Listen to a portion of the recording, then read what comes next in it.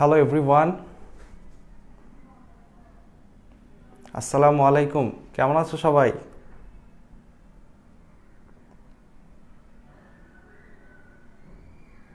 আসসালামু আলাইকুম, কেমন আছো সবাই? তাইফুর, ঐশী, সেলিম মিয়া, সায়েম, আরফা হোসাইন, রামিসা ইসলাম, হুমায়রা হিমু, ফারহানা,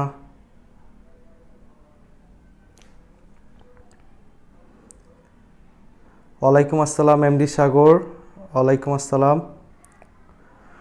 তো আমার সাউন্ডে যদি কোনো প্রবলেম থাকে বা স্ক্রিনে যদি কোনো প্রবলেম থাকে, দেখতে যদি অসুবিধা হয় আমাকে জানাতে পারো। কিছুক্ষণের মধ্যেই ক্লাসটি শুরু করব আমি। ইতি, কলেজের এক্সামের জন্য প্যারায় আছি ভাইয়া। ইটস অল রাইট আপু, লাইফটাই তো এক্সাম, দিতে তো হবেই।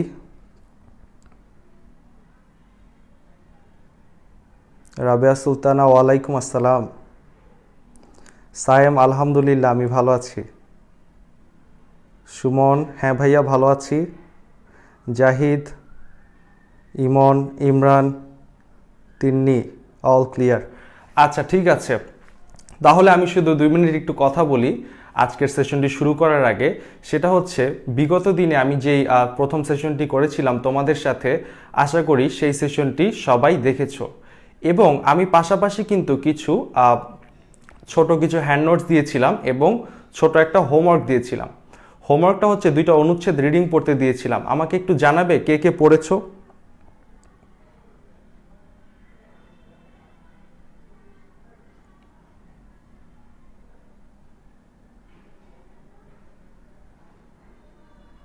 কলিজা হাতে নিয়ে আসছি।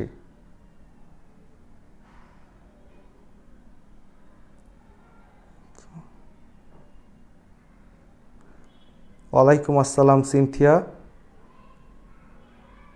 আচ্ছা, যেটা বলতেছিলাম যে গত দিনের সেশনটি যারা যারা করেছো, আমি যে একটা হ্যান্ড নোটস দিয়েছিলাম একটা পোস্টে এবং যে কিছু হোমওয়ার্কস দিয়েছিলাম, অল্প একটু রিডিং পড়া দিয়েছিলাম, সেটা কারা কারা পড়েছো? পুষ্প, জি পড়ছি, ধন্যবাদ পুষ্প তোমাকে। জান্নাতুল নাইম পড়েছি, রাশেদ পড়েছি। আচ্ছা, সেলিম মিয়া কিছু অংশ পড়েছিলাম। সাগর, কিছুক্ষণ আগে ক্লাসটা করে শেষ করলাম, ধন্যবাদ সাগর। ওকে, সুধা, ডান ভাইয়া, ধন্যবাদ। যারা যারা পড়েছো তাদের সবাইকে অসংখ্য ধন্যবাদ। দেখো, তোমরা যদি পড়ো তোমাদেরই ভালো হবে। আর যতটুকু হোমওয়ার্ক আমি দিব, অতটুকু হোমওয়ার্ক কিন্তু খুব বেশি না, খুবই অল্প। গতদিনও যেটা দিয়েছিলাম হয়তো ম্যাক্সিমাম 15 থেকে 20 মিনিট লাগতো সেটা পড়তে। আজকেও যেটা দিব অল্পই দিব, বাট তোমরা একটু এনশিওর করো যে তোমরা এগুলা পড়তেছো, ঠিকমতো খেয়াল রাখতেছো। তাহলে আমি আমার টপিক শুরু করতেছি, ঠিক আছে? কয়েকটা প্রশ্নের মাধ্যমে শুরু করব, তোমরা কিন্তু অ্যান্সার দিও। ওকে,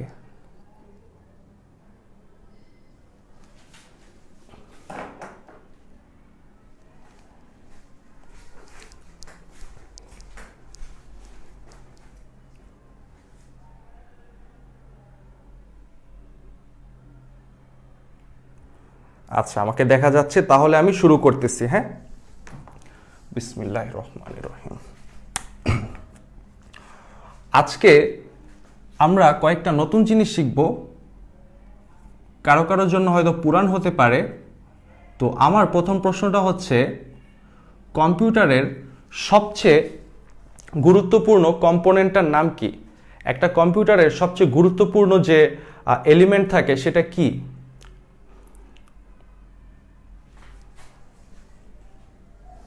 বলো, একটু লিখে পাঠাও। একটি কম্পিউটারের সবচেয়ে গুরুত্বপূর্ণ অংশ কোনটি?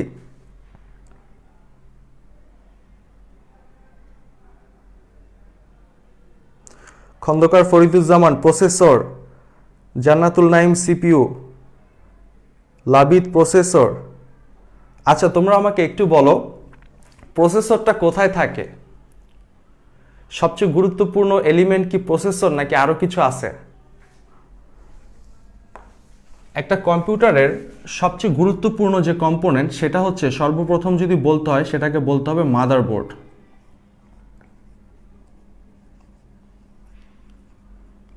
মাদারবোর্ড। মাদারবোর্ড হচ্ছে বড় একটা সার্কিট। এই মাদারবোর্ডের উপরেই আমরা কি লাগাই? মাদারবোর্ডের উপরেই থাকে হচ্ছে মাইক্রো প্রসেসর, ঠিক আছে, যেটাকে তোমরা প্রসেসর বলতেছো।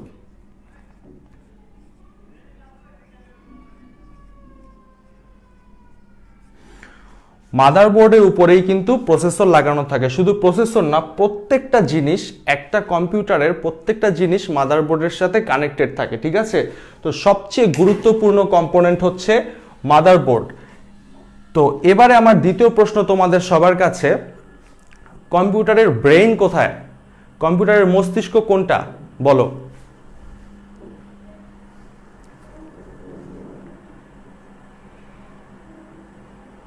রাকিবুল হাসান, মাদারবোর্ড সঠিক উত্তর। আচ্ছা, এবারের প্রশ্ন, কোনটি কম্পিউটারের মস্তিষ্ক? তাইফুর, র্যামে হয়নি। এসজে নাইমা, সঠিক উত্তর সিপিইউ বা প্রসেসর। প্রসেসর হচ্ছে কি ব্রেইন অফ দ্য কম্পিউটার, ঠিক আছে। তো এখন আমরা কয়েকটা জিনিস দেখব, এই জিনিসগুলো আমাদের খুবই কাজে লাগবে, ঠিক আছে। এবং এই জিনিসগুলো কিন্তু তোমাদের যে বোর্ড কর্তৃক যে বইটা আছে আইসিটির পাঠ্য বই, সেই বইটার প্রথম দিকেই আছে। আমার এই লেকচারটা শেষ হলে তোমরা সেই বইটা যদি রিডিং পড়ো, তোমরা বুঝতে পারবে যে তোমরা প্রত্যেকটা জিনিস তোমাদের পড়া হয়ে গেছে। তো আমি লিখতেছি এখানে সিপিইউ। সিপিইউ মানে হচ্ছে কি সেন্ট্রাল প্রসেসিং ইউনিট। এখানে আমি একটা দাগ দিচ্ছি। একটা সিপিইউর মধ্যে যতগুলো কম্পোনেন্ট আছে, এর মধ্যে সবচেয়ে গুরুত্বপূর্ণ কম্পোনেন্টগুলো হচ্ছে সিইউ, আরেকটা হচ্ছে এএলইউ। প্রত্যেকটা জিনিসে আসতেছি, ঘাবড়াবার কিছু নেই। তো খেয়াল করি, প্রথমে হচ্ছে আমরা বলতেছি কি সিপিইউ, সেন্ট্রাল প্রসেসিং ইউনিট। তো সিপিইউটাকে আমি আমার ফোকাস পয়েন্টে নিয়ে আসলাম। সিপিইউর মধ্যে দুইটা খুবই গুরুত্বপূর্ণ কম্পোনেন্ট আছে। এর মধ্যে একটা হচ্ছে সিইউ, একটা হচ্ছে এএলইউ। সিইউ কি এবং এএলইউ কি আমরা একটু পরেই জানব। এই পোরশনটা আবার কানেক্টেড থাকে কার সাথে? এই পোরশনটা কানেক্টেড থাকে হচ্ছে আমার, একটা দাগ দিলাম, দুইটা দাগ দিলাম, এইটা আমার কানেক্টেড থাকে মেমোরি ইউনিটের সাথে।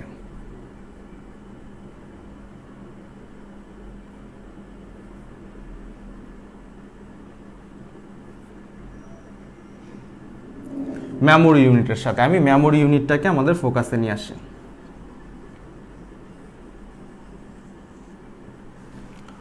তো সোফার আমি বলতেছি যে কম্পিউটারের সবচেয়ে গুরুত্বপূর্ণ অংশ হচ্ছে মাদারবোর্ড। মাদারবোর্ড হচ্ছে কি বড় একটা সার্কিট, ঠিক আছে।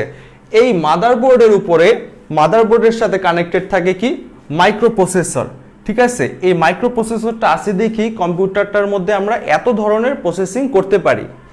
এবার কম্পিউটারের একটা বেসিক গঠন তোমাদের বইয়ে যেভাবে দেওয়া আছে সেভাবে আমি ডিসক্রাইব করা শুরু করেছি। এবং সেখানে আমি বললাম সিপিইউ, সিপিইউ হচ্ছে সেন্ট্রাল প্রসেসিং ইউনিট, যেটাকে বাংলায় বললে কি কেন্দ্রীয় প্রক্রিয়াকরণ ইউনিট, ঠিক আছে, বোঝাই যাচ্ছে। এবং এই সিপিইউর মধ্যে খুবই গুরুত্বপূর্ণ দুইটা কম্পোনেন্ট হচ্ছে সিইউ, এএলইউ, যে দুইটা আমি এখনো ব্যাখ্যা করিনি। এবং এই যে সিপিইউর ব্যাপারটা, এই সিপিইউটা আবার কার সাথে কানেক্টেড? মেমোরি ইউনিটের সাথে কানেক্টেড, ঠিক আছে। তো এখন এইটা যদি সাপোজ আমার একটা কম্পিউটার হয়, কম্পিউটারের সাধারণ গঠন হয়, তাহলে এটার সাথে, কম্পিউটারের সাথে অবশ্যই কি থাকবে? কিছু ইনপুট ডিভাইস থাকবে, কিছু আউটপুট ডিভাইস থাকবে। তাহলে আমি এখানে দিয়ে দিই, এই যে একটা দাগ দিলাম, আরেকটা দাগ দিলাম। তো এখানে আমি লিখতেছি কি ইনপুট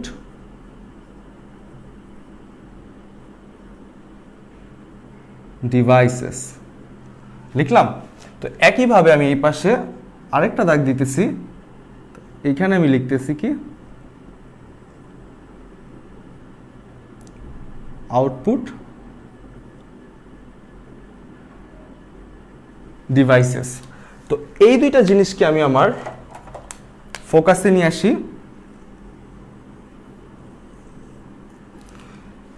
এবার তোমাদের কাছে আমার প্রশ্ন,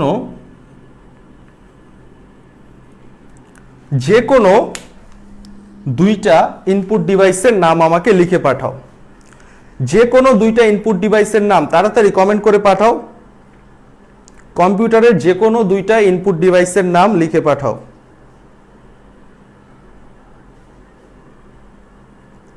খন্দকার ফরিদুজ্জামান সঠিক উত্তর। কাউসার সঠিক উত্তর, বাট তুমি একটা লিখেছো। তাফিম আকিব সঠিক উত্তর। সাইয়েদ লাবিদ সঠিক উত্তর।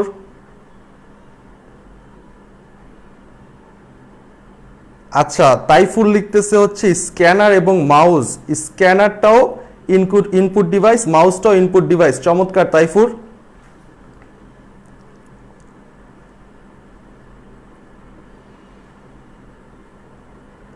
তোমরা সবাই খুব ভালো পারো, খুব ভালো লাগতেছে তোমাদের কমেন্টগুলো দেখে। তো এর মধ্যে একজন আমাকে কমেন্ট করছো যে খাতায় তো এত বড় জায়গা নাই, কিভাবে লিখবো?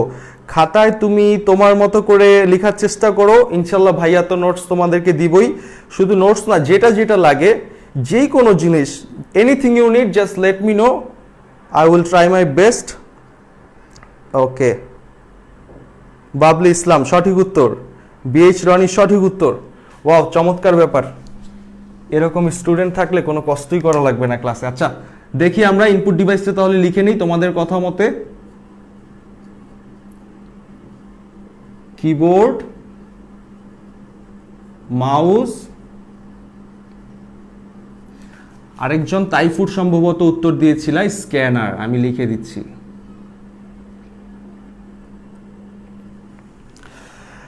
ইনপুট ডিভাইস কাকে বলে?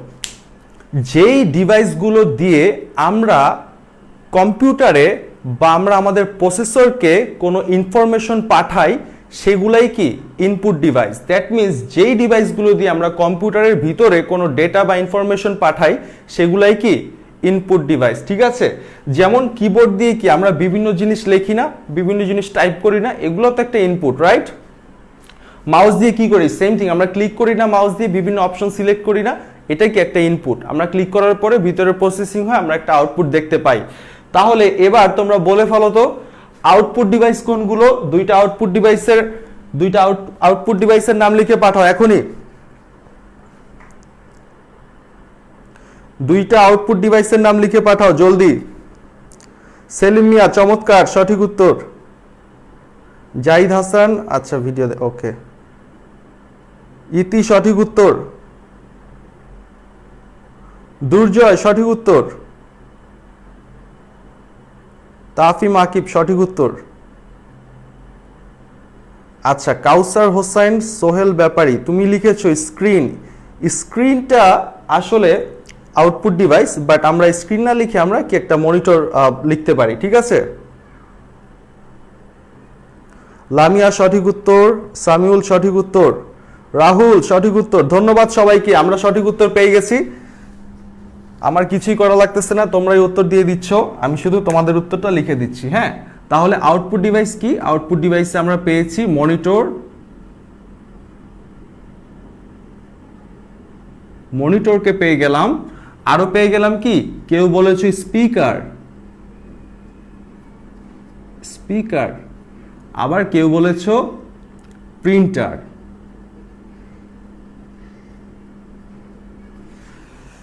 তো যারা যারা আশা করি সবাই জানতা যে ইনপুট ডিভাইস বা আউটপুট ডিভাইস কোনগুলা। তারপরও যদি কারো জানা না থাকে বা কারো যদি ক্লিয়ার না থাকে, আশা করি এখন সবার কমেন্টস দেখে তোমরা বুঝে গেছো যে কোনটা ইনপুট ডিভাইস। যেই সমস্ত ডিভাইসগুলো দিয়ে আমরা কম্পিউটারে কোনো ডেটা বা ইনফরমেশন পাঠাই, সেগুলাই কি ইনপুট ডিভাইস। আর যেই সমস্ত ডিভাইসগুলো দিয়ে আমরা প্রসেসড কোনো আউটপুট দেখতে পাই, বা আমরা প্রসেস হওয়া কোনো জিনিস বা আমাদের ইনস্ট্রাকশনের পরে কোনো একটা জিনিস যখন রিপ্লাই আসে, সেই ডিভাইসগুলাই কি আউটপুট ডিভাইস। ঠিক আছে, এই পর্যন্ত কি ক্লিয়ার? আচ্ছা, input device, output device clear. এবার আমরা জানবো যে এই জিনিসটা আসলে কি, সিইউ কি, এএলইউ কি। আমি বলতেছিলাম যে সিপিইউর খুবই গুরুত্বপূর্ণ দুইটা অংশ হচ্ছে সিইউ, এএলইউ। তাহলে তোমাদেরকে আমি আর অপেক্ষায় না রেখে আমি লিখে দিই যে সিইউটা কি, তো এখান থেকে আমি একটু এই যে নিয়ে আসলাম। তো এখন আমি এখানে লিখি সিইউ হচ্ছে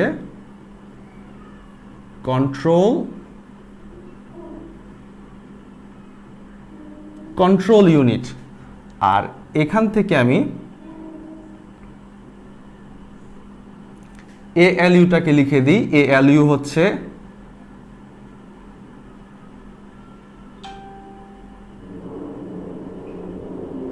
অ্যারিথমেটিক লজিক ইউনিট। আচ্ছা, আমি একটু ইন্টারাপ্ট করি। যারা যারা ভাবতেছো যে আমি ক্লাসে হচ্ছে কি বলে ইংরেজিতে লিখতেছি, যাদের জন্য এটা খুব বড় প্রবলেম হচ্ছে, আমি অনেকেরই কমেন্ট পাইছি যে কি ভাইয়া হচ্ছে বাংলাতে ক্লাস দিবেন বা পুরো ক্লাস কি এভাবেই নিবেন।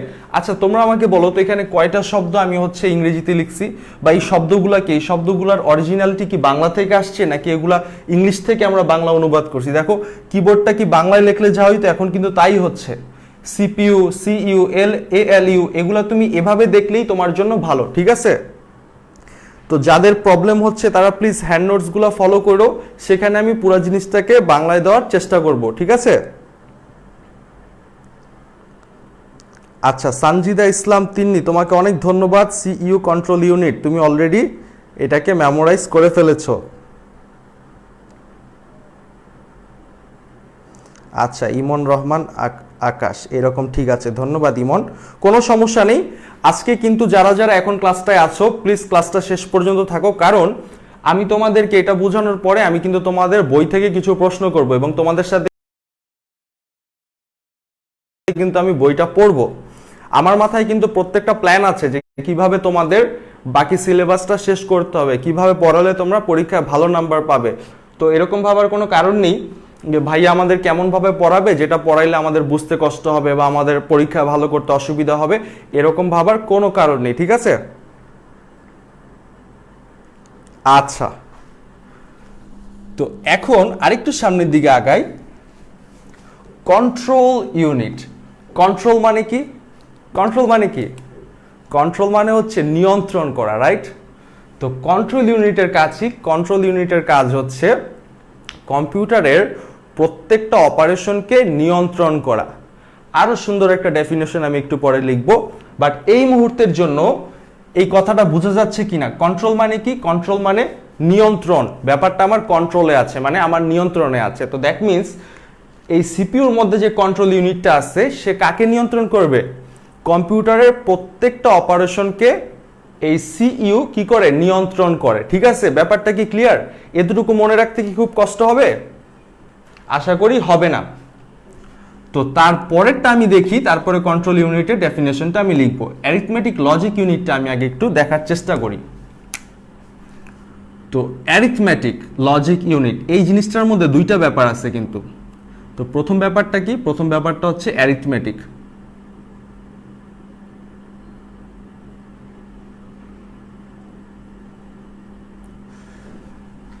তারপরের ব্যাপারটা কি? তারপরের ব্যাপারটা হচ্ছে লজিক।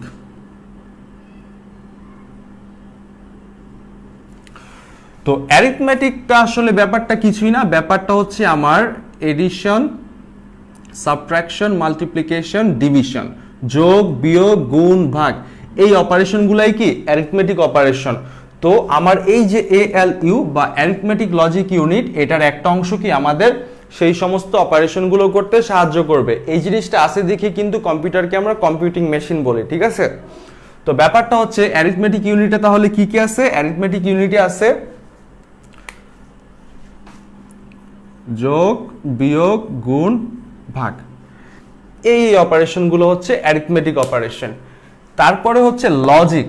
লজিক দেখেই বুঝতে পারতেছি ব্যাপারটা কিরকম হবে। ব্যাপারটা হবে লাইক মনে করো তোমার কম্পেয়ার করতে পারবে, ম্যাচিং করতে পারবে, কম্পেয়ার, ম্যাচিং, সিলেক্টিং, এই ব্যাপারগুলো হচ্ছে লজিক ইউনিটের মধ্যে থাকবে, ঠিক আছে? এই ব্যাপারগুলো হচ্ছে লজিক ইউনিটের মধ্যে থাকবে, কম্পেয়ার, ম্যাচিং, সিলেক্টিং, ঠিক আছে? এই কয়েকটা জিনিস মনে রাখা যাবে না? আচ্ছা আমি একটু বুঝিয়ে দিই, যেমন অ্যারিথমেটিক এই জিনিসগুলা কি হবে ব্যাপারটা।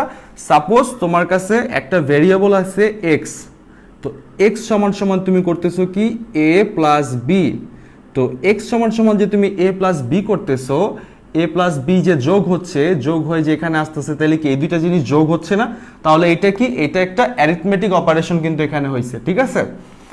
আর লজিকের ব্যাপারটা কি, কম্পেয়ার ম্যাচিং এর ব্যাপারটা কি, সাপোজ আমি একটা জিনিস লিখতেছি, যদি ইফ মানে কি, যদি এ ইজ গ্রেটার দেন বি হয়, তাহলে এখানে আউটপুটে আমরা একটা স্টেটমেন্ট ছাপাচ্ছি।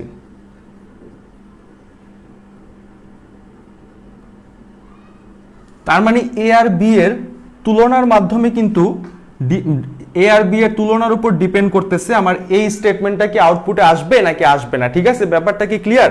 এই জিনিসগুলাই কিন্তু আমরা সি প্রোগ্রামে করব, তাই এই ধরনের উদাহরণগুলো এখন দেওয়ার চেষ্টা করতেছি। তো এই জন্য তোমরা কি একটু মনোযোগ রাখো। এবার আমি একটু বলি,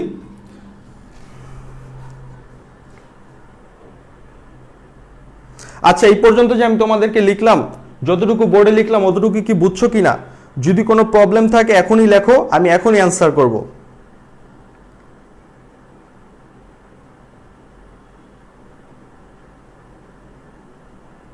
আচ্ছা সুমাইয়া জাহান সিনথিয়া ক্লিয়ার। ভাইয়া একটু বড় করে লেখেন। আচ্ছা আমি আসলে বড় করে লিখতেছি, এখানে একটা প্রবলেম হচ্ছে কি যে আমার বোর্ডটাও অনেক যথেষ্ট বড়, 6 ফিটের বোর্ড। তো আমি আসলে বড় করে লিখলেও ক্যামেরাটা দূরে থাকার কারণে, পুরাটা বোর্ড ক্যাপচার করার কারণে কি লেখাটা একটু ছোট দেখা যায়। তো একটা যে ব্যাপার তোমরা ফলো করতে পারো সেটা হচ্ছে যে তোমরা মোবাইলটাকে এই পোর্ট্রেট ভাবে না ধরে এভাবে ল্যান্ডস্কেপ এই যে এভাবে ধরে দেখো।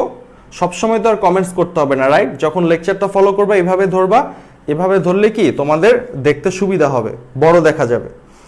তৌহিদ হাসানুল সামারি করে দেন। অবশ্যই সামারি করব, একবার না কয়েকবার করব। আমি আবার প্রথম থেকে, একেবারে প্রথম থেকে সামারি করি। যাদের মনোযোগ অন্যদিকে ছিল একেবারে প্রথম থেকে একটু খেয়াল করো। প্রথমে আমার যেহেতু অধ্যায়টাই কম্পিউটার নিয়ে, সো কম্পিউটারের কথা প্রতি লেকচারে চলে আসতে পারে, কিছু মনে করো না, হ্যাঁ। তো কম্পিউটারের সবচেয়ে মেইন কম্পোনেন্ট হচ্ছে মাদারবোর্ড। মাদারবোর্ডের মধ্যে তুমি কি করো, পাওয়ার সাপ্লাই দাও কম্পিউটারে। প্রথমে পাওয়ারটা গ্রহণ করে কে, মাদারবোর্ড গ্রহণ করে, তারপরে কিন্তু সে সবখানে ডিস্ট্রিবিউট করে। সো এই যে কম্পিউটারের মধ্যে মাদারবোর্ড থাকে, মাদারবোর্ডের উপরেই কিন্তু আমরা সরাসরি প্রসেসরটাকে সেট করি। তো যারা লাগাইছো তারা কিন্তু জানো ব্যাপারটা। তো এই প্রসেসরটা কি বলতেছি, মাইক্রো প্রসেসর। এই মাইক্রো প্রসেসরটাই কি আমার আলটিমেটলি সিপিইউ বলতে যে ব্যাপারটা আমরা বুঝি, প্রসেসিং ইউনিট। তো আসলে একটা মাইক্রো প্রসেসরে এক বা একাধিক সিপিইউ থাকতে পারে। তোমরা যদি একটু গুগল করো যে সিপিইউ কেমন হয়, বা এই যে মাল্টি কোর সিপিইউ বলতে আমরা কি বুঝি, তো এই জিনিসগুলো তোমরা আসলে জেনে যাবা। তো এইখানে আমি যে জিনিসটা আঁকলাম, এই মাঝখানে একদম মিডল অফ দ্য বোর্ড, এইখানে যে ব্যাপারটা আমি আঁকলাম, এই পুরো ব্যাপারটা কিন্তু তোমাদের বইয়ে এরকম একটা চিত্র আছে, তোমরা দেখবা একদম শুরুর দিকে, ঠিক আছে। ওই জিনিসটাই আমি একটু ভেঙে প্রত্যেকটা জিনিস বোঝানোর চেষ্টা করলাম। যেমন এটা হচ্ছে কম্পিউটারের মনে করো একটা বেসিক গঠন, কিভাবে আসলে কম্পিউটার কাজ করে। তো কম্পিউটারের মধ্যে একদম মিডলে সেন্ট্রাল প্রসেসিং ইউনিটটা থাকে, এবং এই সেন্ট্রাল প্রসেসিং ইউনিটের মধ্যে দুইটা খুবই ইম্পর্টেন্ট জিনিস থাকে। সে দুইটাকে আমি কি বলতেছি, সিইউ এএলইউ। সিইউ এবং এএলইউ এই দুইটা সম্পর্কে একটু পরে জানি, তার আগে একটু জেনে নেই আমরা বেসিক্যালি সিপিইউ কি করে। সিপিইউ হচ্ছে প্রসেসিং করে। কাকে প্রসেস করে? আমরা যে ডেটাগুলা ইনপুট হিসেবে দেই সেই ডেটাগুলাকে প্রসেস করে আমাদেরকে আউটপুট দেয়। দ্যাট মিনস এই সিপিইউর মধ্যে ডেটা ইনপুট দিতে হলে আমাদের কি লাগবে, ইনপুট ডিভাইস লাগবে। সো ইনপুট ডিভাইসগুলো কি হতে পারে, যেমন কিবোর্ড, মাউস, স্ক্যানার। আমরা যখন কিবোর্ডে কিছু টাইপ করি, আলটিমেটলি আমরা কি করি, কিবোর্ডে টাইপ করি কিন্তু আমরা কম্পিউটারকে ইনপুটস দিয়ে থাকি, রাইট? এবং মাউস দিয়ে কি করি, মাউস দিয়ে আমরা ক্লিক করি, ক্লিক করলে কি একটা ট্যাব ওপেন হয়, একটা ব্রাউজার ওপেন হয়, একটা অ্যাপ্লিকেশন ওপেন হয়। এটা কি, তাহলে কি মাউস দিয়েও কি আমরা ইনপুটস দিয়ে থাকি। স্ক্যানারে কি হয়, আমরা ডকুমেন্ট স্ক্যান করি।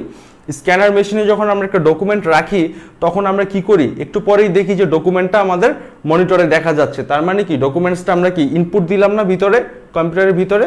দ্যাটস ওয়াই স্ক্যানার মানে ইনপুট, এই জিনিসটা মাথায় রাখতে হবে। স্ক্যান মানে ইনপুট, কারণ সি প্রোগ্রামিংয়ে কিন্তু আমাদের একটা গুরুত্বপূর্ণ লাইব্রেরি ফাংশন আছে যেটা আমরা মানে ইনপুট নেওয়ার জন্য ব্যবহার করব, এবং সেই লাইব্রেরি ফাংশনটার নাম হচ্ছে স্ক্যান এফ।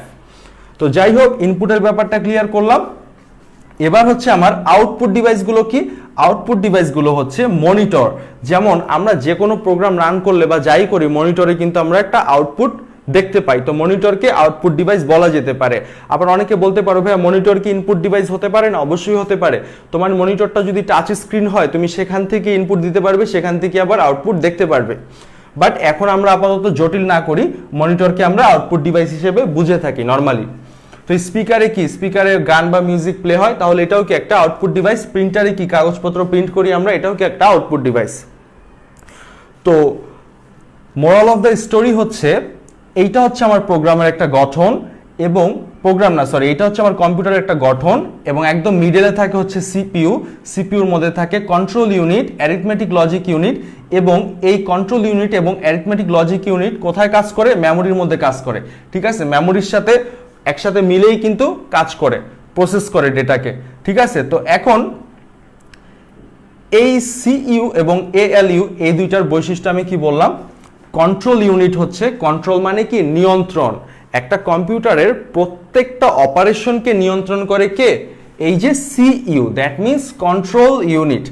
এবং কম্পিউটারের যত ধরনের আমরা কি বলে এই যোগ বিয়োগ গুণ ভাগ এই ধরনের অ্যারিথমেটিক অপারেশন করি, এগুলা কে করে? এএলইউ করে। তারপরে যত ধরনের লজিক্যাল কাজ করে থাকি, যেমন দুইটা জিনিসের মধ্যে তুলনা করি, কম্পেয়ার করি, ম্যাচিং করি, সিলেক্ট করি, এগুলা কে করে থাকে? এগুলা করে থাকে লজিক ইউনিট। মানে অ্যারিথমেটিক লজিক ইউনিট, এই পুরো জিনিসটার মধ্যে আবার দুইটা ক্যাটাগরি, অ্যারিথমেটিক এবং লজিক, ওই দুইটাই ব্যাখ্যা করার চেষ্টা করলাম। তো এখন আমাদেরকে বুঝতে হবে যে মেমোরি ইউনিটটা কি, খুবই গুরুত্বপূর্ণ। তো তোমাদেরকে আমি যদি এখন একটু প্রশ্ন করি, আচ্ছা তার আগে একটু বলো, আমি যে এই যে সামারিটা করলাম এটা কি বুঝতে পারছো? এই মুহূর্তে যারা যারা লাইভে আছো তাদের কার কার সমস্যা হচ্ছে, এখানে কোন পোর্শনটা সমস্যা হচ্ছে বলো, আমি লাগলে আরেকবার রিভিশন করে দিব।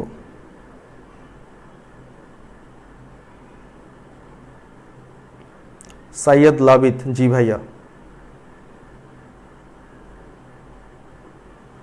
ওকে।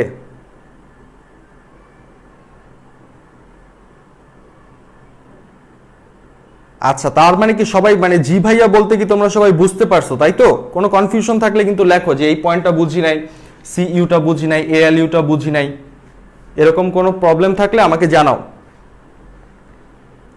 আর মাত্র দুইটা ক্লাস গেলেই এ ধরনের যে বোরিং যে জিনিসগুলো, এই থিওরিটিক্যাল ব্যাপারগুলো আর থাকবে না। প্র্যাকটিক্যালি করব, তোমরা বলবা, তোমাদের বলাটা শুনে করব, প্রোগ্রামের আউটপুট দেখব, প্রোগ্রাম মিলবে, ফ্লোচার্ট করব, এটার অ্যালগোরিদমটা করব, সবগুলো একসাথে করে ফেলব। আচ্ছা, ইয়াসিন আরাফাত, এএলইউ বুঝি নাই। এএলইউ হচ্ছে সিপিইউর মধ্যে খুবই গুরুত্বপূর্ণ দুইটা কম্পোনেন্ট, এর মধ্যে একটা হচ্ছে সিইউ, একটা হচ্ছে এএলইউ। তুমি প্রথমে দেখো এএলইউটাকে ভাঙলে কি হয়। এএলইউর এতে হয় অ্যারিথমেটিক হয় এতে, তারপরে এলে কি হয়? লজিক, তারপরে ইউনিট তো ইউনিটি। ঠিক আছে, তো অ্যারিথমেটিকটাকে আমি ব্যাখ্যা করলাম কিভাবে? অ্যারিথমেটিক বলতে বোঝায় অ্যারিথমেটিক অপারেশনগুলো করে থাকে, যেমন যোগ বিয়োগ গুণ ভাগ, এগুলা হচ্ছে অ্যারিথমেটিক অপারেশন। আর লজিক ইউনিট, লজিকটা কি? লজিক মানে হচ্ছে কম্পেয়ার করে, হ্যাঁ, তুলনা করে দুইটা জিনিসের মধ্যে, ম্যাচ করে। ঠিক আছে, আবার সিলেক্ট করে। যেমন উদাহরণস্বরূপ দেখো, এই যে ইফের যে অংশটা না, এটা হচ্ছে কি? এটা হচ্ছে লজিক ইউনিট। যেমন এখানে আমি কি বলছি যে যদি এ বি এর থেকে বড় হয় তাহলে এই স্টেটমেন্টটা সম্পন্ন করো। এখন সে কি এ আর বি এর মধ্যে তুলনা করতে পারে না? তুলনা করতে পারে দেখেই কিন্তু সে আমার কমান্ডটা নিতে পারবে। সে যদি তুলনা করতে না পারতো, সে কি বুঝতো কিভাবে এ এবং বি এর মধ্যে বড়টা বের করতে হবে? সে বুঝতে পারতো না। তো এই জিনিসটা করে কি? এই যে লজিক ইউনিট। আর অ্যারিথমেটিকটা কি করে? এই যে উপরে দেখো যোগ করে দিলাম, এক্স সমান সমান এ প্লাস বি, বা যে কোনো যোগ বিয়োগ এক্স মাইনাস বি, এই জিনিসগুলো, এই যে যোগ বিয়োগ গুণ ভাগ, এগুলা কে করে? এগুলা করে হচ্ছে অ্যারিথমেটিক ইউনিট। এখন কি ক্লিয়ার?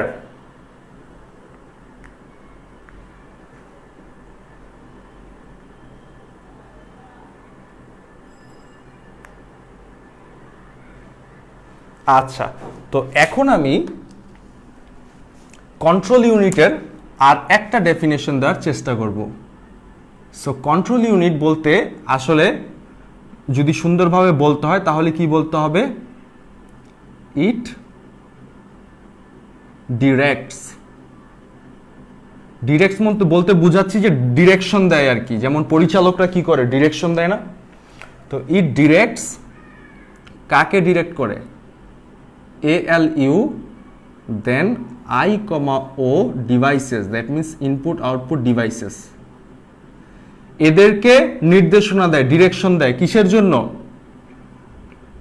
কিসের জন্য ডিরেকশন দেয়? How to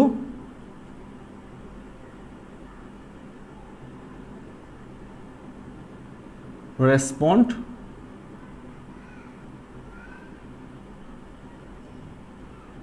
with commands. That means দেখো, একটা প্রোগ্রাম যখন আমরা করি, আমরা যখন একটা প্রোগ্রাম করি, প্রোগ্রামে কি আমরা অনেকগুলো নির্দেশনা এবং কমান্ডস দিয়ে থাকি। তো এই কন্ট্রোল ইউনিট কি করে, ওই কমান্ডসগুলোর সাথে কিভাবে রেসপন্ড করতে হবে সেটা বলে দেয়। কাকে? অ্যারিথমেটিক লজিক ইউনিটকে এবং যত প্রকার ইনপুট আউটপুট ডিভাইস আছে সেগুলোকে। ব্যাপারটা কি ক্লিয়ার? আমি আরেকবার বলি, কন্ট্রোল ইউনিট হচ্ছে কম্পিউটারের সমস্ত অপারেশনকে নিয়ন্ত্রণ করে। তার নামেই বোঝা যাচ্ছে কন্ট্রোল। কন্ট্রোল মানে কি? নিয়ন্ত্রণ। এবং control unit directs ALU। Control unit কি করে? ALU কে অর্থাৎ অ্যারিথমেটিক লজিক ইউনিটকে এবং ইনপুট আউটপুট ডিভাইসকে সে কি নির্দেশনা প্রদান করে কিভাবে কমান্ড অনুযায়ী রেসপন্ড করতে হবে, মানে রিয়্যাক্ট করতে হবে। ঠিক আছে? তীর্থ চৌধুরী ক্লিয়ার? আচ্ছা, আব্দুল হাশেম ক্লিয়ার। ইমতিয়াজ তুমি কি বুঝতে পেরেছো? আচ্ছা, মোহাম্মদ মহসিন ভাইয়া আরেকটু ফাস্ট। মহসিন আমি ফাস্ট যাচ্ছি, একটু এনশিওর করতে হবে আমাকে সবাই বুঝছে কিনা, এই জন্য একটু স্লো যাচ্ছি, কিছু মনে করো না। আচ্ছা ঠিক আছে, আই হোপ এবার ক্লিয়ার। তো এবার আমি তোমাদেরকে আবার প্রশ্ন করব মেমোরি। হ্যাঁ, মেমোরি নিয়ে প্রশ্ন করি।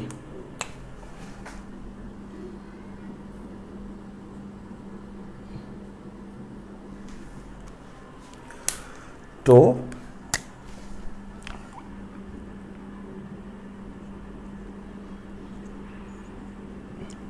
ভোলাটাইল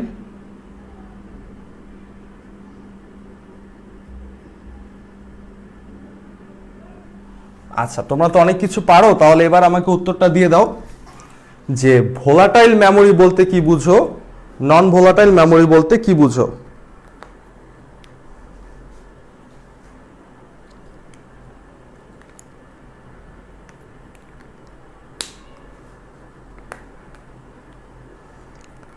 রেজাউল খান, র্যাম আর রোম। ঠিক আছে, তোমার উত্তরটা হয়েছে, ঠিক আছে, কিন্তু কোনটা ভোলাটাইল সেটা তো তোমাকে ব্যাখ্যা করতে হবে। জাস্ট বলো যে ভোলাটাইল বলতে কি বুঝো?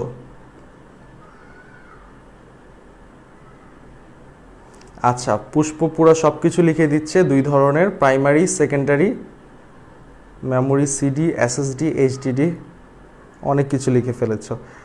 আচ্ছা, আমিনা চৌধুরী লিখছে ভোলাটাইল মানে হচ্ছে অস্থায়ী। একদম সঠিক উত্তর, ভোলাটাইল মানে হচ্ছে অস্থায়ী আর নন ভোলাটাইল হচ্ছে স্থায়ী। যেমন, তাহলে আমার এই প্রশ্নের অ্যান্সারটা দাও, তোমার কাছে যদি একটা মেমোরি কার্ড থাকে সেটা কি ভোলাটাইল নাকি নন ভোলাটাইল?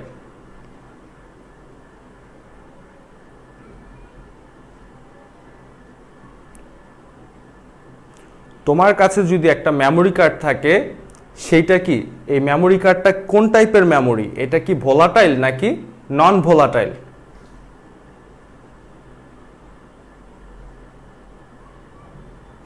তীর্থ চৌধুরী বলেছে ভোলাটাইল। ভাইয়া উত্তরটা হয়নি। তোমার কাছে যে মেমোরি কার্ড আছে সেই মেমোরি কার্ডটা হচ্ছে নন ভোলাটাইল, বিকজ তোমার মেমোরি কার্ডের মধ্যে তুমি যখন কতগুলো ডকুমেন্টস বা কতগুলো ফাইল রাখো, রেখে যখন এই ফাইলটাকে তোমার মোবাইল থেকে খুলে ফেলো, মেমোরি কার্ডটাকে তোমার ডিভাইস থেকে খুলে ফেলো, তারপরে যখন আরেকটা ডিভাইসে নিয়ে লাগাও, তো ইন বিটুইন দুইটা ডিভাইসে নেওয়ার যে মধ্যবর্তী সময়টা, সেই সময়টা কিন্তু এটার মধ্যে কোনো ভোল্টেজ বা ইলেকট্রিসিটি থাকে না, বাট স্টিল তোমার ফাইলগুলো কিন্তু ওইখানে অক্ষত অবস্থায় থাকে। তার মানে কি মেমোরি কার্ডটা কি নন ভোলাটাইল অথবা স্থায়ী। ব্যাপারটা কি বোঝা গেছে? সাব্বির বিন তালেব তুষার, হ্যাঁ গুড অ্যান্সার ভাইয়া। ওকে, মোহাম্মদ আবদুল্লাহ নন ভোলা, হ্যাঁ ঠিক আছে। ঠিক আছে, সবাই ঠিক আছে। তাহলে এবার বলো ভোলাটাইলটা কি? ভোলাটাইল মেমোরির একটা এক্সাম্পল হচ্ছে র্যাম। আচ্ছা তোমরা বলো তো র্যামকে কেন ভোলাটাইল বলা হয়? কেউ কি এক লাইনে লিখতে পারবে র্যামকে কেন ভোলাটাইল বলা হয়?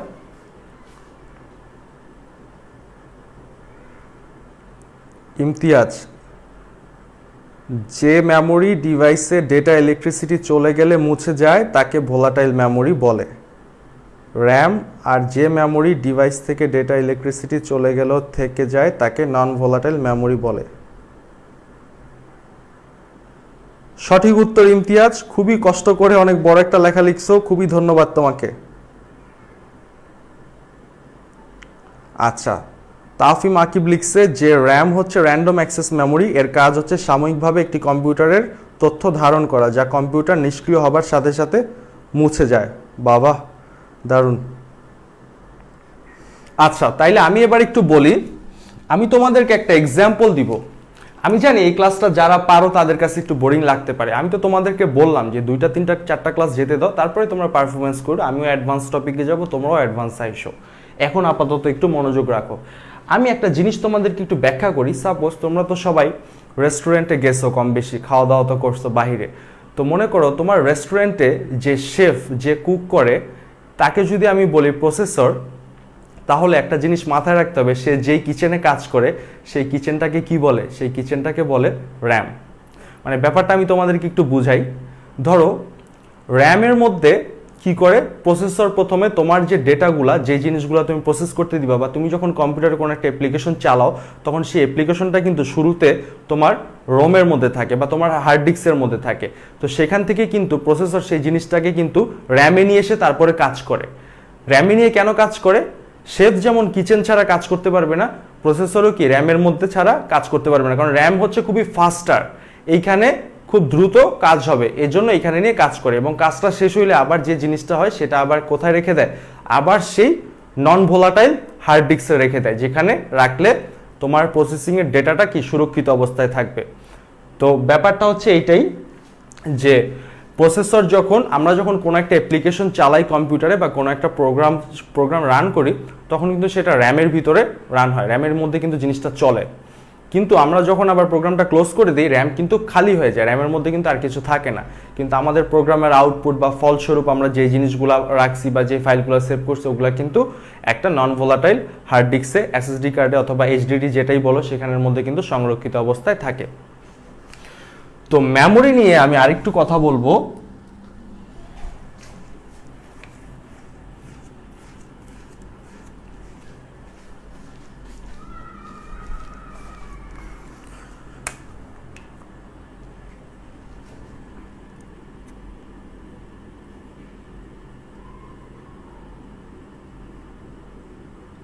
Register, cache memory L1 L2 পর্যন্তই দেয়া আছে তোমাদের বইয়ে। তারপরে হচ্ছে র্যাম, তারপরে হচ্ছে ভার্চুয়াল মেমোরি।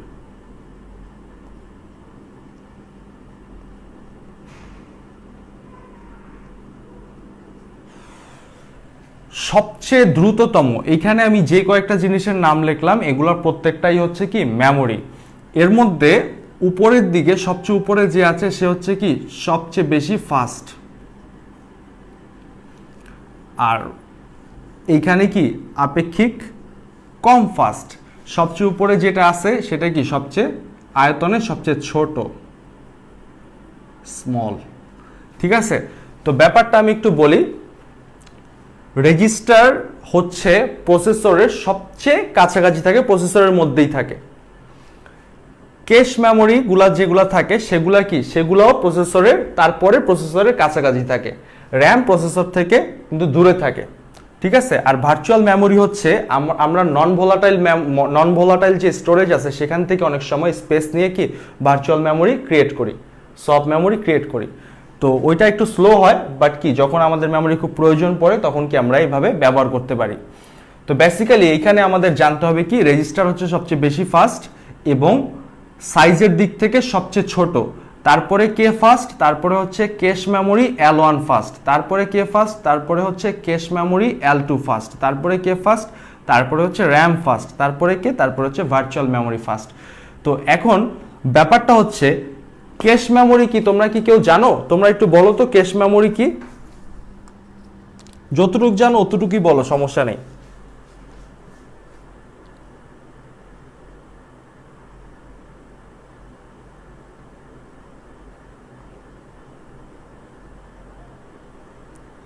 আচ্ছা, কোথায়?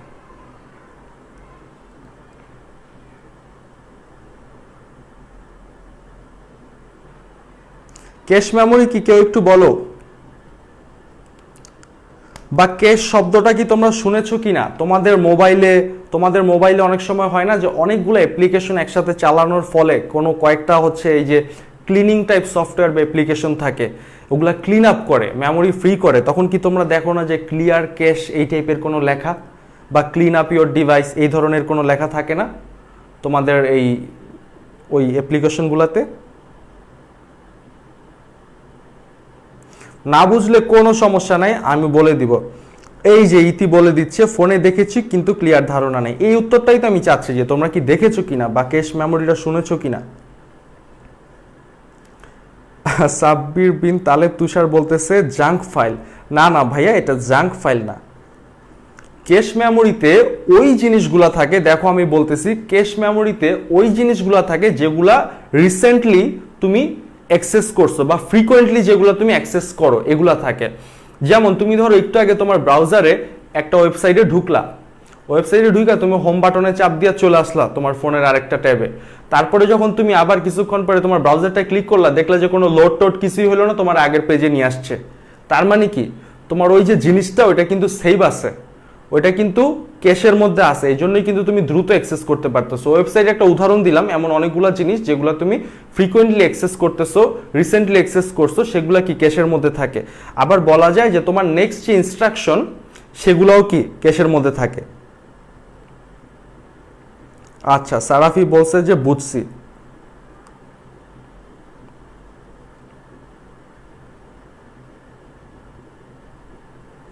হ্যাঁ, রুহুল আমিনও বলছে, ভালো বলছো ভাইয়া।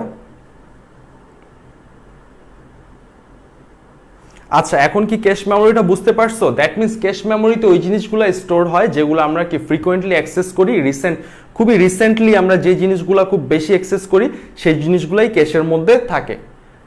এবং আমি তোমাদেরকে হ্যান্ড নোটস যখন দিব আরও কি ক্লিয়ারলি জিনিসগুলো লিখে পাঠাই দিব। তো তাহলে এখন বলো তো আমাকে তোমরা যে সবচেয়ে মেমোরির দিক থেকে সবচেয়ে বেশি ফাস্ট কোনটা? রেজিস্টার, ঠিক আছে। তারপরে কোনটা? Cache memory. ক্যাশ মেমোরির মধ্যে কোনটা সবচেয়ে বেশি ফাস্ট, L1 নাকি L2?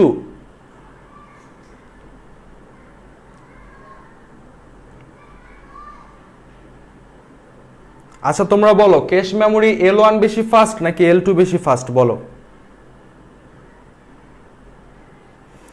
ও, একজন লিখছে যে 15 GB ক্যাশ মেমোরি খালি করেছি।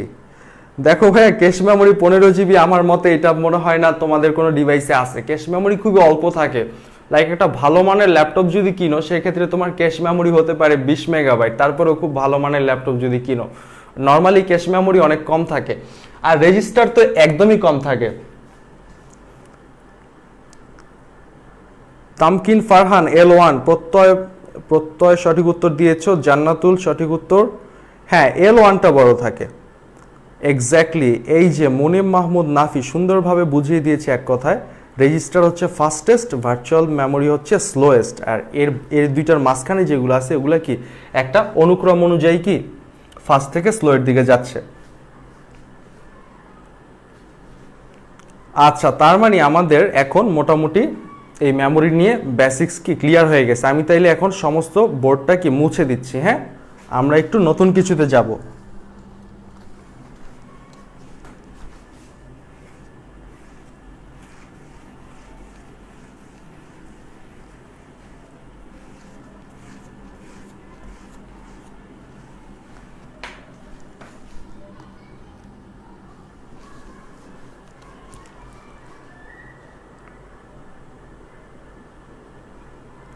এই তোমরা প্লিজ কোনো কি বলে এমন কোনো কমেন্টস করো না যেগুলো আসলে অপ্রাসঙ্গিক, ঠিক আছে? আমরা আইসিটি পড়তেছি, আমরা আইসিটিটা পড়ি, সুন্দরভাবে পড়ি। এখন যদি একটু কষ্ট করি সামনের ক্লাসগুলো একটু বেশি ভালো লাগবে। তো যাই হোক, আমি এখন তোমাদেরকে কিছু প্রশ্ন করব গত দিনের ক্লাস থেকে।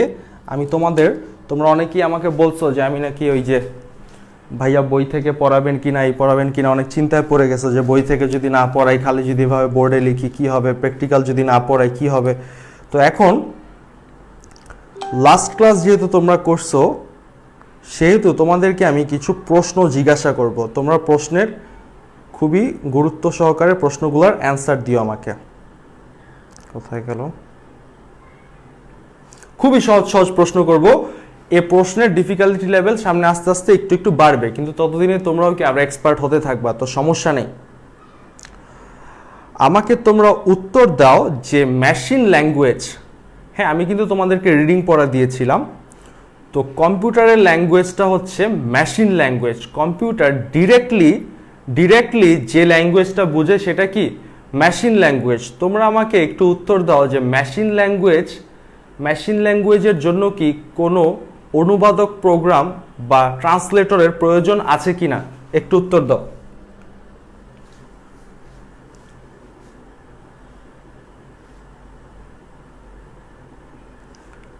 আচ্ছা, তাইফুর বাইনারি, হ্যাঁ মেশিন ল্যাঙ্গুয়েজ বাইনারি দিয়ে কাজ করে, বুঝতে পেরেছি। হ্যাঁ ওকে, সাইয়দ লাবিদ বলেছে না, তীর্থ চৌধুরী না, ঠিক আছে, তাহলে তোমরা এটা পারো। এবার আমি বলি, মেশিন ল্যাঙ্গুয়েজ তো শুধু বাইনারি বুঝে, রাইট? শুধু 0 এবং 1 বুঝে। তো দুটি অঙ্ক ব্যবহার করেই প্রসেসরের জন্য বিশেষ সংকেত তৈরি করা হয়। 0 ও 1 দিয়ে তৈরি যে প্রোগ্রাম তাকে বলে মেশিন কোড, আমরা ব্যাপারটাকে জানি। এখন আমাকে বলো, যে প্রশ্নটা আমি করতে চাচ্ছি, যে এই যে 0 এবং 1 দিয়ে প্রসেসর নির্মাতারা কিছু ইনস্ট্রাকশন তৈরি করে থাকে, এটাকে আমরা কি বলি, বা এই জিনিসটাকে কি বলা হয়? মেশিন ল্যাঙ্গুয়েজে প্রোগ্রামিং করার জন্য প্রসেসর নির্মাতারা এই 0 এবং 1 দিয়ে কিছু ইনস্ট্রাকশন দিয়ে থাকে, কিছু তৈরি করে থাকে। এই জিনিসটার নাম কি? আমি লিখে দিয়েছিলাম হ্যান্ড নোটে।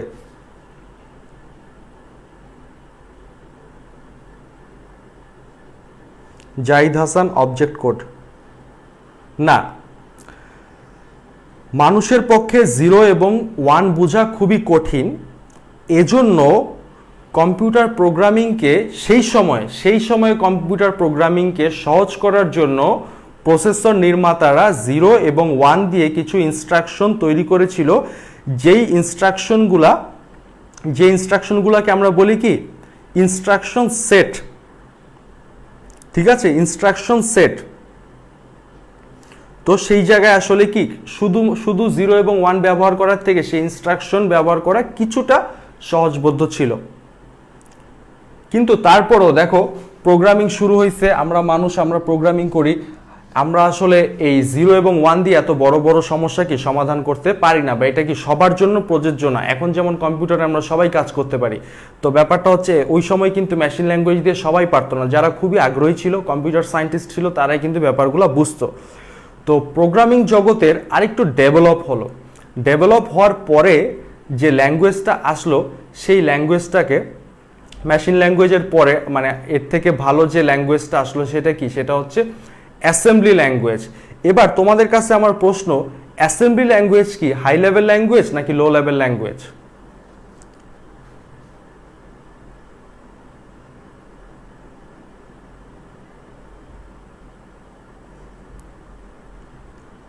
অ্যাসেম্বলি ল্যাঙ্গুয়েজ কি হাই লেভেল ল্যাঙ্গুয়েজ নাকি লো লেভেল ল্যাঙ্গুয়েজ?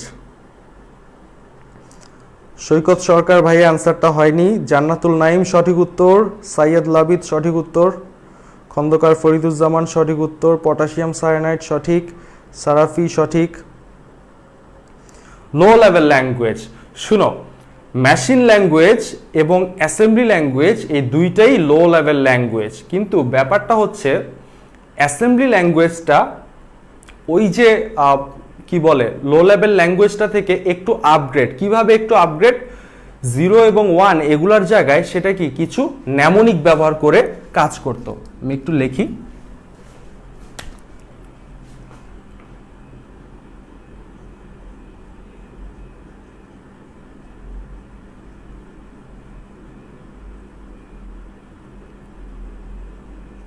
কিছু ন্যামোনিক ব্যবহার করত। ন্যামোনিক বলতে বোঝানো হচ্ছে যে ধরো সাপোজ তুমি মনে করো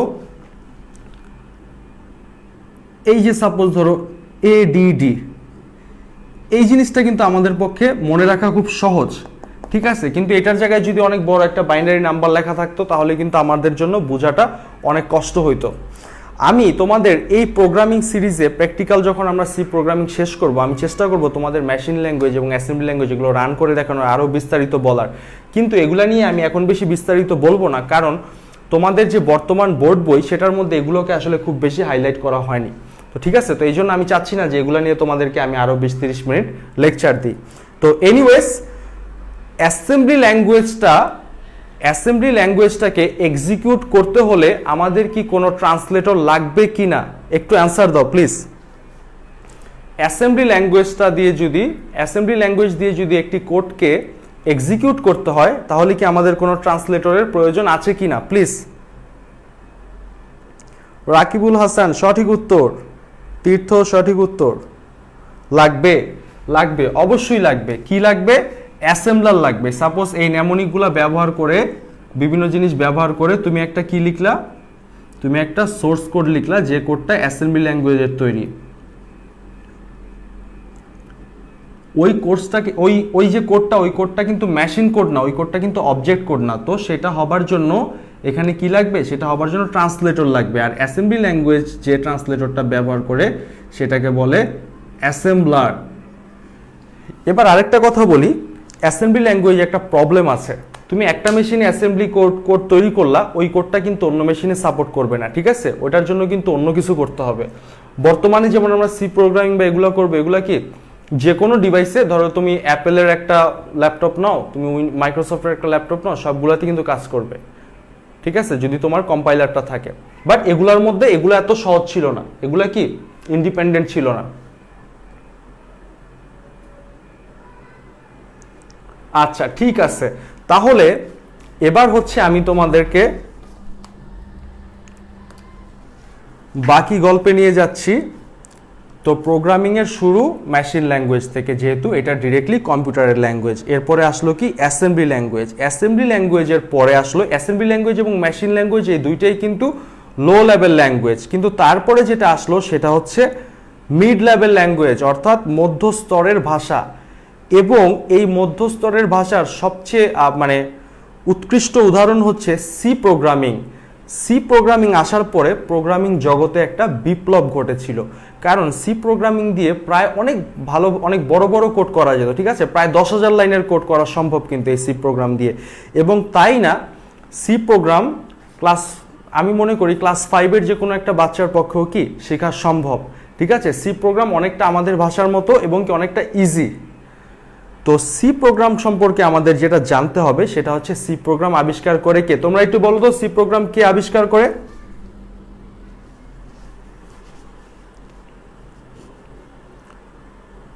ডিকেডি ইফতি ভাই, আপনি কোন বুক ফলো করেন? ভাইয়া তোমাদের হচ্ছে সরকার কর্তৃক একটা এই বোর্ড বই দেওয়া হয়েছে, এটা তোমরা এনসিটিবি ওই ওয়েবসাইটটা থেকে ডাউনলোড করতে পারবা। জাফর ইকবাল স্যারের সম্পাদনা এই বইটা আর কি তৈরি হয়েছে।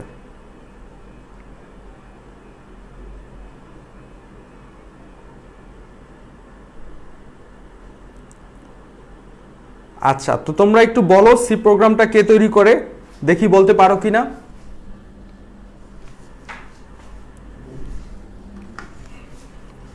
তো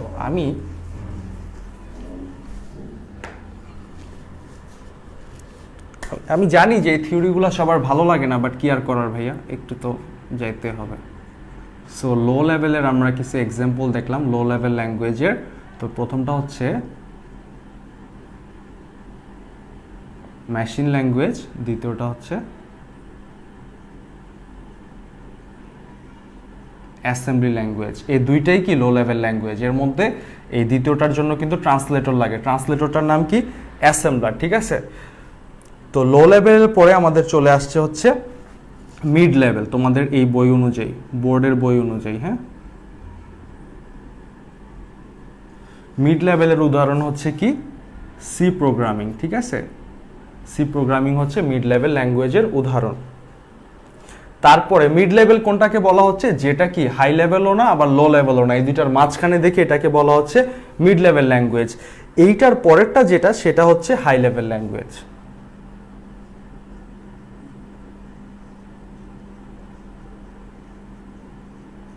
high level language, high level language কি, যেমন তোমার সি প্লাস প্লাস, পাইথন, তোমাদের মধ্যে কে যেন আমাকে পাইথনের কথা বলছিল, পাইথন, সি প্লাস প্লাস, এগুলো কি, এগুলো হচ্ছে হাই লেভেল ল্যাঙ্গুয়েজের উদাহরণ। তারপরে আরেকটা ভাগ করা হয়েছে তোমাদের বইয়ে, সেটা হচ্ছে চতুর্থ generation, that means 4GL, fourth generation language. এটার একটা উৎকৃষ্ট উদাহরণ হচ্ছে SQL, অর্থাৎ স্ট্যান্ডার্ড কোয়েরি ল্যাঙ্গুয়েজ। ঠিক আছে, তো MySQL।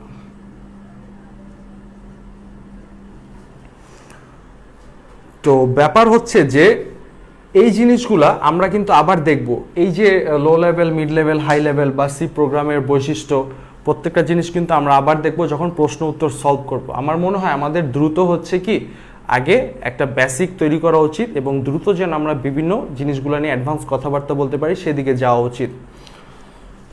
তো রাইট নাও আমি তোমাদেরকে একটা প্রশ্ন করব, যারা যারা আমি যেই অনুচ্ছেদগুলো পড়তে দিছিলাম, যারা যারা পড়ছো শুধু তারাই ওই প্রশ্নটার উত্তর দিতে পারবা। তোমরা বলো তো,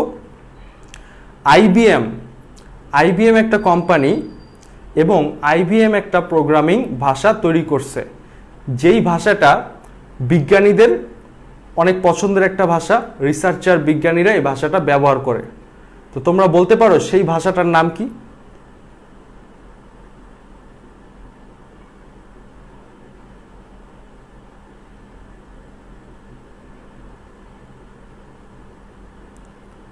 তোমরা কি বলতে পারো আইবিএম একটা ভাষা তৈরি করেছিল, প্রোগ্রামিং ল্যাঙ্গুয়েজ, যেটা বিজ্ঞানীরা ব্যবহার করে, এবং এই ভাষাটা কি অনেক জনপ্রিয় একটা ভাষা? তোমরা কি বলতে পারো এই ভাষাটা কি?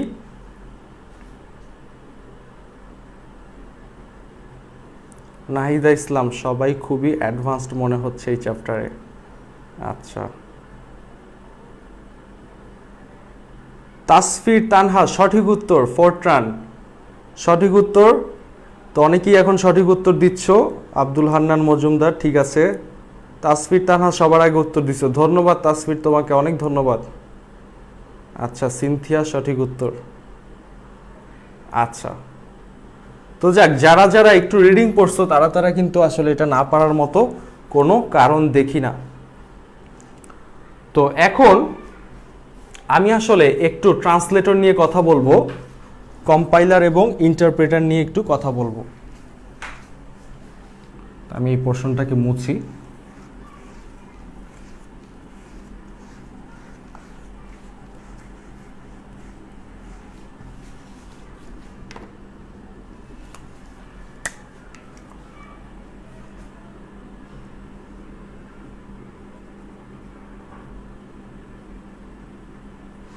প্রথমত কম্পাইলার এবং ইন্টারপ্রিটার, এই দুইটাই হচ্ছে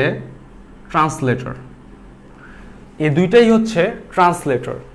দ্যাট মিন্স যেই প্রোগ্রামিং ভাষাগুলো সরাসরি মেশিন ল্যাঙ্গুয়েজ না, ধরো মেশিন ল্যাঙ্গুয়েজ ছাড়া যত প্রোগ্রামিং ল্যাঙ্গুয়েজ আছে প্রত্যেকটাই কি ট্রান্সলেট হতে হয়, কারণ তাছাড়া তো মেশিন এগুলোকে রিড করতে পারে না। তো এরকমই আমাদের সি ল্যাঙ্গুয়েজও কিন্তু একটা কি, আমরা হিউম্যান রিডেবল একটা ল্যাঙ্গুয়েজ। দ্যাট মিন্স এই ল্যাঙ্গুয়েজে যখন আমরা একটা প্রোগ্রাম লিখবো, একটা সোর্স কোড লিখবো, সেটা কিন্তু মেশিন সরাসরি পড়তে পারবে না। তো সি ল্যাঙ্গুয়েজের জন্য দরকার হবে কি, কম্পাইলার কিন্তু দরকার হবে। ঠিক আছে, তো একইভাবে পাইথন কিন্তু অনেক অ্যাডভান্স একটা ল্যাঙ্গুয়েজ, এবং পাইথন কিন্তু বর্তমানে শ্রেষ্ঠ ল্যাঙ্গুয়েজ বলা চলে, সবচেয়ে জনপ্রিয় ল্যাঙ্গুয়েজ বলা চলে। তো পাইথনের ব্যাপারটা হচ্ছে তোমাদের বই অনুযায়ী বা তোমাদের মানে তোমাদের ক্ষেত্রে আই গেস হচ্ছে তোমরা বলবা পাইথন ইন্টারপ্রেটার হচ্ছে পাইথনে ব্যবহার হয়, কিন্তু পাইথনের যে প্রসেসটা, সোর্স কোডটা যেভাবে অবজেক্ট কোডে তৈরি হয়, এটার একটা বড় কাহিনী আছে। তো এটা কেমন, পাইথনটা প্রথমে আসলে কম্পাইল হয়ে পাইথন বাইট কোডে পরিণত হয়। তো এই বাইট কোডটা, বাইনারি কোডটা আবার পাইথন ভার্চুয়াল মেশিনে, এই জিনিসটা তোমাদের না বুঝলেও চলবে, পাইথন ভার্চুয়াল মেশিনে যে এটা আবার ইন্টারপ্রেট হয়, তারপরে কি এটা মেশিন এক্সিকিউটেবল কোডে পরিণত হয়। বাট এই ইন্টারপ্রেটার আর নর্মাল ইন্টারপ্রেটার যে বৈশিষ্ট্য আমরা শিখবো এই দুইটা এক জিনিস না, ঠিক আছে? তো এই জন্য তোমরা যদি কোথাও দেখো যে পাইথন কি ব্যবহার করে, ইন্টারপ্রেটার ব্যবহার করে, তোমাদের মনে হতে পারে ভাইয়া ইন্টারপ্রেটারটা তো আসলে এই বর্ণনা অনুযায়ী সুবিধার মনে হচ্ছে না, পাইথন কিভাবে সবচেয়ে জনপ্রিয় ল্যাঙ্গুয়েজ এটা যদি ইন্টারপ্রেটার ব্যবহার করে। তো ব্যাপারটা আসলে এটা না, ব্যাপারটা হচ্ছে পাইথন বোথ কম্পাইলার এবং ইন্টারপ্রেটার দুইটাই ব্যবহার করে থাকে। তো পাইথনের ব্যাপারটা আমরা আপাতত বাদ দিই, এটা আমাদের মেজর না, আমাদের পরীক্ষার জন্য আমাদেরকে বুঝতে হবে কম্পাইলার এবং ইন্টারপ্রেটার কোনটা কি করে। আমি প্রথমে বলি, এই যে কম্পাইলার, সাপোজ আমাদের কাছে একটা সোর্স কোড আছে,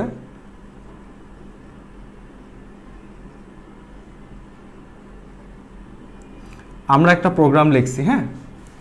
তো প্রোগ্রামটা লেখার পরে এই প্রোগ্রামটা যদি কম্পাইল করি, তার মানে কম্পাইলার কি করবে, সমস্ত কোডটা, পুরা হোল লেখাটা, হোল টেক্সটটাকে পড়ে এখানে যতগুলা প্রবলেমস বা এরর আছে, যতগুলা বাগ আছে, সেগুলো একসাথে ডিসপ্লে করবে। প্রত্যেকটা জিনিস একসাথে কি করবে, ডিসপ্লে করবে। তো ওই জিনিসটা করতে কি হবে, কম্পাইলারের সময় একটু বেশি লাগবে। সমস্ত কোডটাকে যদি কোনো একটা ট্রান্সলেটর একবারে পড়ে, তাহলে টাইম কি লাগবে, টাইম একটু বেশি লাগবে না? টাইমটা কি লাগবে, টাইম বেশি লাগবে। লিখলাম বাংলা তোমাদের জন্য। আচ্ছা, কিন্তু টাইম বেশি লাগলেও একটা অনুবাদক প্রোগ্রাম যখন তোমার সমস্ত প্রোগ্রামটাকে পড়ে একেবারে সবগুলা প্রবলেমস তোমাকে জানাবে, তোমার জন্য কিন্তু সেটা ডিবাগিং করা সহজ হবে। সো টাইম বেশি লাগলেও কি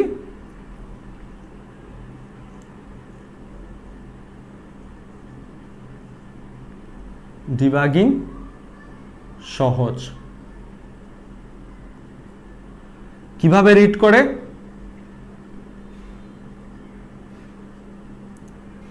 সমস্ত কোড একেবারে, সমস্ত কোড একেবারে দেখে, রিড করে, প্রবলেমস থাকলে জানায়। এইটা হচ্ছে কম্পাইলারের সবচেয়ে মেইন বৈশিষ্ট্য। সমস্ত কোডটাকে একসাথে কম্পাইল করবে, এবং একসাথে কম্পাইল করবে বলেই সময়টা একটু বেশি লাগবে। কিন্তু যখন একসাথে সবগুলা রিপোর্ট পাবো যে এখানে এখানে আমার ভুল আছে, তখন কি ডিবাগিং করাটাও খুব ইজি হবে। ক্লিয়ার? এতটুকু মনে রাখা কি কোনো কঠিন ব্যাপার? এতটুকু মনে রাখার জন্য কি আবার পড়তে হবে? পড়তে হবে না। দেখো আমি আবার বলি, তোমরা একটু মনে রাখো। কম্পাইলার কি একসাথে পুরোটা জিনিস কম্পাইল করবে। একসাথে পুরোটা জিনিস কম্পাইল করলে কি হবে, টাইমটা একটু বেশি লাগবে। আর টাইমটা একটু বেশি লাগলেও একসাথে যেহেতু পুরোটা কম্পাইল করবে, একসাথে সমস্ত ভুলগুলো আমাকে দেখাবে।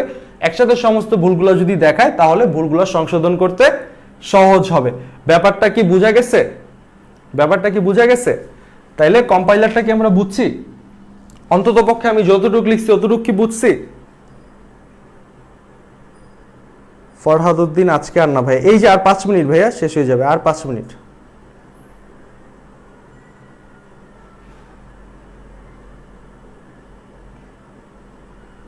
আচ্ছা, ইয়াসিন আরাফাত লারাভেলের কথা বলছে। লারাভেল একটা ফ্রেমওয়ার্ক ভাইয়া। আচ্ছা, ক্লিয়ার, সবাই ক্লিয়ার। ওকে, তাইলে ইন্টারপ্রেটারে যাই এবার। ইন্টারপ্রেটারে কি,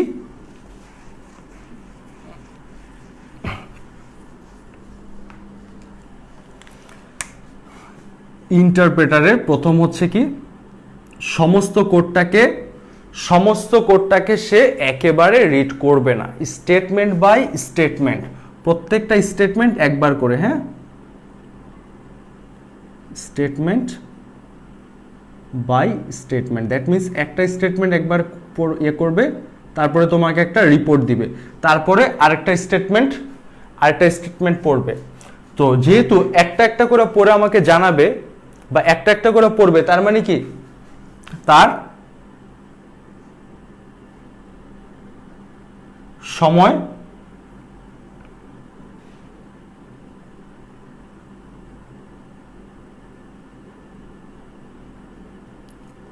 কম লাগে ট্রান্সলেট করতে। কিন্তু সমস্যাটা হচ্ছে এইখানে, সাপোজ তুমি তোমার একটা ইংলিশ টিচারের কাছে পড়তে গেছো, তো টিচারটা তোমারে বলল যে তুমি হচ্ছে একটা ওই প্যারাগ্রাফ লিখো। তো তুমি একটা প্যারাগ্রাফ লিখলা, লেখার পরে উনি করলো কি, তোমার প্যারাগ্রাফটা নিয়ে প্রত্যেকটা লাইন একটা একটা করে পড়ে, একটা ভুল পাইলেই তোমারে দেয়, এই যে নাও ভুলটা ঠিক করো, তুমি ভুলটা সংশোধন করো, সংশোধন করার পরে তুমি তাকে আবার দাও, সে আবার পড়ে, আবার পরে আরেকটা ভুল পাইলে আবার তোমার কাছে দেয়। তো তোমার কাছে দিতেছে, নিতেছে, আবার পড়তেছে। তাহলে জিনিসটা কি হলো, জিনিসটা এই ইন্টারপ্রেট করতে সময় কম লাগলেও ওভারঅল যখন একটা জিনিস তুমি চিন্তা করো তখন কিন্তু এটা কি এতটা ইফিসিয়েন্ট না, কম্পাইলারটা কি একটু বেশি সুবিধার না? তো এভাবে সময় কম লাগলেও ডিবাগ করাটা কঠিন হয়ে পড়ে। ডিবাগিং কঠিন, মানে আমি পুরো ব্যাপারটা বুঝাই। পুরো ব্যাপারটা হচ্ছে সে একটা একটা করে স্টেটমেন্ট পড়ে, তো তোমার প্রোগ্রামের মধ্যে তো কিছু ভুল থাকতে পারে, রাইট, কিছু বাগস থাকতে পারে। তো যখন একটা একটা করে ভুল পাবে আর তোমাকে ফিরাই দিবে, তুমি যখন বারবার একটা ভুল ঠিক করবে আবার দিবা, তারপরে আবার পরের ভুলটা আসবে, তো এভাবে কি এটা একটা সিস্টেম লস না?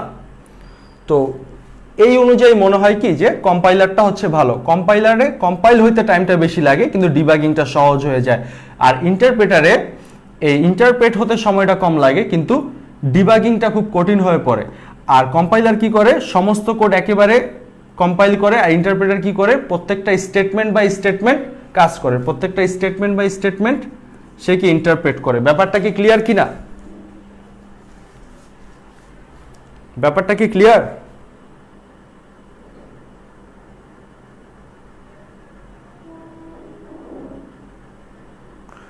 নাদিয়া সুলতানা ক্লিয়ার, সুহাদা আক্তার ক্লিয়ার, মোনাজির, জি মোনাজির আগের ক্লাসেও খুব অ্যাক্টিভ ছিল, তাইফুরও ছিল, ইমতিয়াজও ছিল, তাফিম আকিবও ছিল, সিনথিয়াকে আজকে অ্যাক্টিভ দেখা যাচ্ছে, নাজমুল খান ক্লিয়ার, ওকে, এরশাদ ডিআরজি ক্লিয়ার।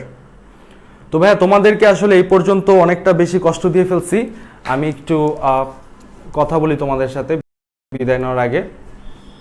তো আজকের ক্লাসটা আসলে বেসিক্যালি মনে করো একটা থিওরি বেস ক্লাস, তো আমি জানি যে অনেকের আসলে আজকে এই মনোযোগ রাখতে একটু কষ্ট হয়েছে, বা অনেকে যারা ধৈর্য সহকারে ছিল তাদেরকে তো আসলে অনেক বেশি ধন্যবাদ জানাই।